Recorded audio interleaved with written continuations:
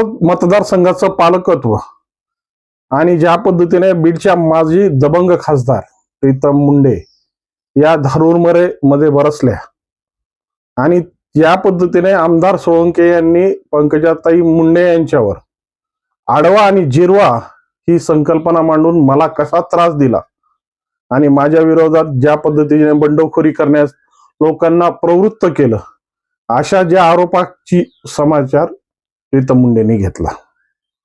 वास्तविक स्वरूपात ज्या पद्धतीने या माजलगाव मतदारसंघाची भूमिका आणि माजलगाव मतदारसंघाची रचना पाहिली तर सगळ्यात मतदारसंघांमध्ये किचकट असलेला हा मतदारसंघ, डोंगर वस्त्यांमध्ये वसलेला हा मतदारसंघ असताना सुद्धा आजही विकासापासून वंचित आहे.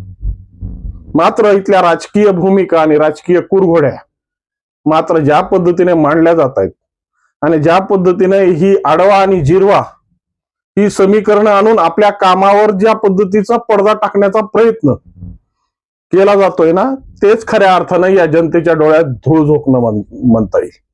पण त्याचा समाचार प्रीतम मुंडेंनी चांगलाच घेतला आणि ज्या पद्धतीनं खाऊन खाऊन पोट भरल्यानंतर ज्या परिस्थितीत गरळ ओळखली जाते, या गरळ ओळखण्याचं काम सध्या माजलगाव मतदारसंघाचे आमदार हे करतायत, अशी स्पष्ट टीका प्रीतम मुंडेंनी आपल्या या SRAच्या बैठकीत कार्यकर्त्यांसमोर बरसल्या.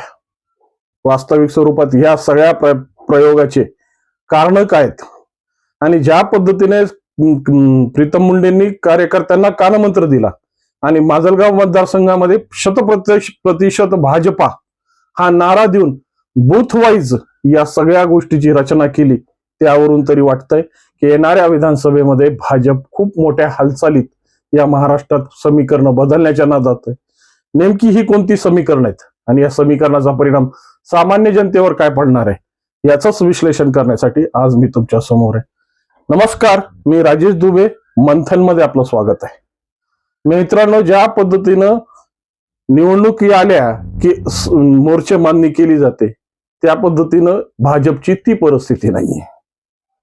भाजप हा 24 तास निवडणूक मोड मध्ये असलेला पक्ष आहे. भलेही कार्यकर्त्यांच्या माध्यमातून जी काही मोठबांधणी असेल, BLNच्या माध्यमातून ज्या पद्धतीने बूथ वाईज रचना असेल किंवा या सगळ्या गोष्टी ज्या पद्धतीने पटलावर घेऊन या घटना, या परिस्थित्या केंद्रीय कार्यकारिणीपर्यंत पोहोचण्याची जी एक जबाबदारी प्रत्येक पालकत्वाची असते, त्या पद्धतीची पालकत्व स्वीकारल्यानंतर त्या पद्धतीचे पालकत्व पूर्ण करण्यासाठी ती पुढे सरसावली जाते. त्याच पद्धतीनं प्रीतम मुंडेंनी ज्या पद्धतीची या धारूर आणि माजलगाव या दोन तालुक्यामध्ये ज्या पद्धतीच्या परिस्थित्या निर्माण झाल्या आणि वास्तविक स्वरूपात माजलगाव मतदारसंघ हा 3 तालुक्याचा मिळून मतदारसंघ निर्माण होतो. वडवणी, धारूर आणि माजलगाव, आणि या 3 मतदारसंघांची जर रचना आणि परिस्थिती पाहिली तर फक्त माजलगाव हा जो तालुका आहे तो सधन आणि व्यवस्थित असा तालुका म्हणता येईल, पण आजही विकासापासून वंचित आहे. मात्र धारूर आणि वडवणी हे दोन्ही तालुके खऱ्या अर्थानं अडचणीत सापडलेली खूप मोठी अडचणीत सापडलेली विकासगंगा आहे. कारण की डोंगरी प्रदेश असल्यामुळं, डोंगरी भाग असल्यामुळं सगळ्यात जास्त नैसर्गिक साधनांचं संपादन असताना सुद्धा या तालुक्यावर जेवढ्या प्रमाणात विकास पोहोचवायला पाहिजे होता, तो विकास आजही पोहोचवता आलेला नाही. ज्या पद्धतीने पाणी अडवा आणि पाणी जिरवा ही संकल्पना राबवून खऱ्या अर्थानं इथली शेती ही बागायती शेती करण्याची संकल्पना होती. मात्र या ठिकाणी कार्यकर्ते अडवा आणि कार्यकर्ते जिरवा हा मूळ मंत्र घेऊन या ठिकाणच्या कार्यकर्त्यांना आजपर्यंत कोंडीत धरण्याचं काम या राजकारण्यांनी चांगल्याच पद्धतीनं केलंय, अशीच भूमिका समोर दिसते.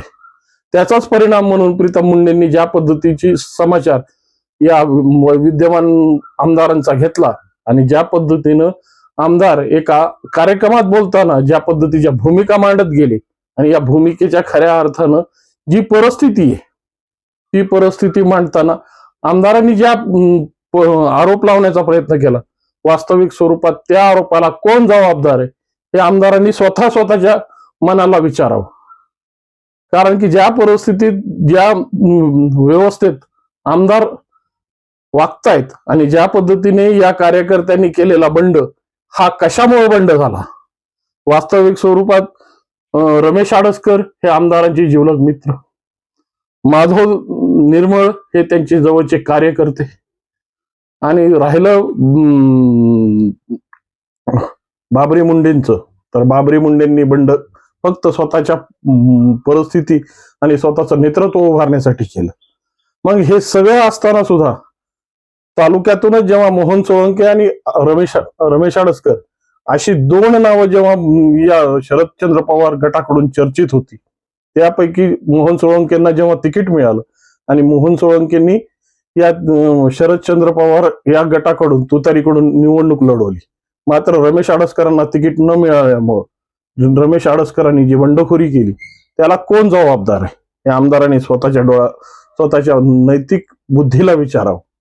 अशीच भूमिका बहुता प्रीतम मुंडेंची असावी, कारण की ज्या पद्धतीने प्रीतम मुंडे या सगळ्या गोष्टीचा समाचार घेत होते आणि त्यांच्या समोर ज्या भूमिका होत्या त्या भूमिका SRAच्या माध्यमातून मोठ्या प्रमाणात होत्या. त्यामुळं व्यापक आणि विस्तीर्ण न बोलता मोजक्या शब्दात आणि मोजक्या परिस्थितीत त्यांनी हा विषय मांडला, आणि ज्या परिस्थितीत त्यांनी हा विषय मांडला म्हणजे खाया पियावर डकर लिया, म्हणजे खाल्लं पिल्लं आणि ढेकरा दिल्या, आणि जेव्हा सगळ्या गोष्टी पचल्या तेव्हा गरळ ओकायला सुरुवात केली. अशी भूमिका जेव्हा मांडतात ह्याच्यातला खरा अर्थ, मतीचा अर्थ त्यांनी लक्षात घेतला पाहिजे. आणि वास्तविक स्वरूपात या मतदारसंघातली या दोन तालुक्याची अवस्था ज्या पद्धतीनं खिळखिळी करून ठेवली, वास्तविक स्वरूपात गेल्या 10 वर्षापासून तर या मतदारसंघामध्ये जो विकासाचा आलेख मांडायला पाहिजे होता, ज्या पद्धतीच्या भूमिका दिसायला हव्या होत्या त्या पद्धतीच्या भूमिका या मतदारसंघात दिसल्याच नाहीयेत. आजही उपेक्षित आणि दुर्गम असलेला हा प्रदेश खऱ्या अर्थानं विकासाच्या भूमिकेपासून मैलो लांब आहे. आजही जरी राष्ट्रीय राज्य महामार्ग किंवा राज्य रस्ते जरी इथं वाहत असले तरी त्याची भूमिका मात्र कोंडल्या पद्धतीने आहे. कारण की उसाचं राजकारण आणि ज्या पद्धतीनं टोलवाटोली या भूमिकेतच या भूमिका लढल्या गेल्यात, आणि वास्तविक स्वरूपात ज्या पद्धतीच्या भूमिका आमदारांनी या विकासाच्या रथातून जोडल्या पाहिजे होत्या, वास्तविक स्वरूपात ज्या पद्धतीची विकासगंगा या मतदारसंघामध्ये आणल्या पाहिजे होत्या, कारण की सगळ्याच गोष्टीनं व्यापक असणारा हा मतदारसंघ, एकीकडे विस्तीर्ण असा सपाट भूप्रदेश आणि दुसरीकडे नैसर्गिक संपदा असलेला हा भूप्रदेश, प्रत्येक गोष्टीची भूमिका या मतदारसंघात आहे. परंतु वास्तविक स्वरूपात जी विकासाची दृष्टी पाहिजे, जी विकासाची भूमिका पाहिजे, ती मात्र या मतदारसंघामध्ये हरवलेली दिसते. आणि त्यामुळेच बहुधा प्रीतमताईंनी सांगितलं की तुमचं पालकत्व मी घेतलेलं आहे, आणि ज्या काही अडचणी असतील, ज्या काही भूमिका असतील, ज्या काही प्रश्न असतील ते माझ्यासोबत शेअर करा, जेणेकेने या सगळ्या प्रश्नांची उत्तरं आपण पक्षसृष्टीच्या कानावर घालून याचा विकासासाठी काही प्रयत्न करता येईल का, हाच उद्देश प्रीतमताईंचा होता. मात्र SRAच्या माध्यमातून ज्या पद्धतीने मोर्चे बांधणी सध्या भाजपची सुरू आहे, आणि माजलगाव तालुक्यात किंवा माजलगाव तालुका असेल, धारूर तालुका असेल, वडोणी तालुका असेल, या तिन्ही तालुक्याच्या माध्यमातून माजलगाव मतदारसंघाची जी मोड बांधायची, ती माजलगावची मोड बांधताना खऱ्या अर्थानं बूथ लेवल पर्यंत प्रत्येक कार्यकर्ता हा ऍक्टिव्ह करायचा, ज्या पद्धतीने मतदारांची भूमिका आणि प्रत्येक बूथवर जी काही मत आहेत त्यांना कशा पद्धतीने आपल्या भूमिका आणि आपली जी कार्यपद्धती ती समजावण्यासाठी घेतलेला ही आढावा बैठक.